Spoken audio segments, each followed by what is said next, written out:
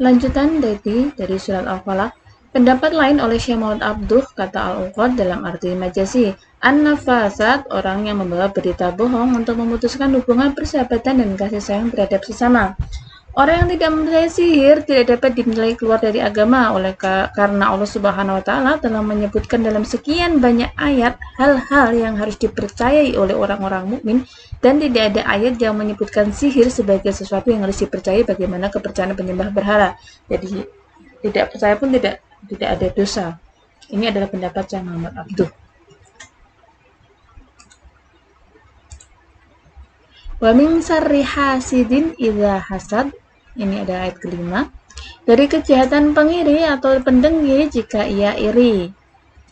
Ya, kenapa jika ia iri? Ya karena kalau pendengki itu masih dalam hatinya, tidak ia keluarkan, itu ya tidak jadi iri. Atau orang yang pemarah, kalau dia nggak marah kan nggak apa-apa gitu. Jadi ini adalah kita berlindung dari hasidin idza hasad, dari kejahatan pendengki jika ia iri. Kita akan bahas lagi. Hasad adalah iri hati atas nikmat yang dimiliki orang lain disertai dengan harapan kiranya nikmat itu hilang darinya. Bisa juga iri hati tertuju kepada orang yang sebenarnya tidak memiliki nikmat, namun kedengkian kepadanya mengantar yang dengki untuk menginginkan agar yang bersangkutan terus-menerus dalam keadaan kekurangan dan kepedihan. Istilahnya tuh senang kalau orang lain tuh susah kalau orang lain tuh senang gitu. Kalau zaman now ya. Kata hasad digunakan juga dalam arti keinginan memperoleh nikmat serupa dengan yang dimiliki oleh orang lain tanpa mengharap hilangnya nikmat yang diperoleh orang lain itu. Ini juga biasa dinamai dengan ghibah. Nabi SAW bersabda, tidak diperkenankan hasud atau menginginkan perolehan orang yang diperoleh oleh orang lain kecuali dalam dua hal. Terhadap yang dianugerahi Allah harta, kemudian dia menafkahkannya dengan hak, dan terhadap yang dianugerahi hikmah atau ilmu, kemudian dia amalkan dan ajarkan. Hadis riwayat Bukhari dan Muslim melalui Ibnu Mas'ud. Nabi SAW bersabda, 3 hal yang merupakan sumber segala dosa, hindarilah dan berhati-hatilah terhadap ketiganya. Hati-hatilah terhadap keangkuhan, karena keangkuhan menjadikan iblis enggan sujud kepada Adam. Dan hati-hatilah terhadap loba atau tamak, karena ketamaan mengantar Adam memakan pohon buah terlarang. Dan hati-hatilah terhadap iri hati, karena kedua anak Adam, Qabil dan Habil, salah satu di antaranya membunuh saudaranya akibat dorongan iri hati.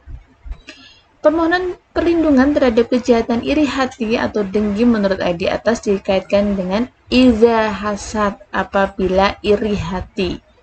Iri hati boleh jadi dicetuskan dalam perkataan atau perbuatan, atau kalau zaman sosmed melalui ketikan, melalui postingan, dan lain sebagainya ya. Jika masih di dalam hati dinamakan hasid. Mudaratnya atau keburukannya baru bisa menimpa orang lain jika dicetuskan dalam perkataan atau perbuatan. Inilah yang digambarkan dengan ayat tadi ya.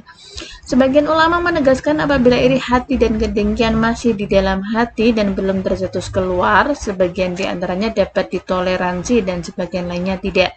Yang ditoleransi adalah apabila iri hati tersebut telah diusahakannya untuk mengikisnya, namun masih juga selalu muncul.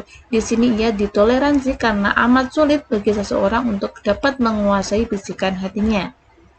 Nabi Muhammad SAW bersabda, seseorang tidak dapat menghindari dari 3 hal, yaitu at-tiyaroh, pesimisme karena melihat sesuatu, prasangka buruk, dan iri hati. Karena itu, jika engkau pesimis, jangan perturutkan. Jika berprasangka buruk, jangan mencari tahu, dan jika iri hati, jangan menganiaya, yakni jangan mencetuskan isi hatimu dalam bentuk ucapan atau perbuatan. Hadis riwayat Rozak melalui Ismail ibnu Umayyah.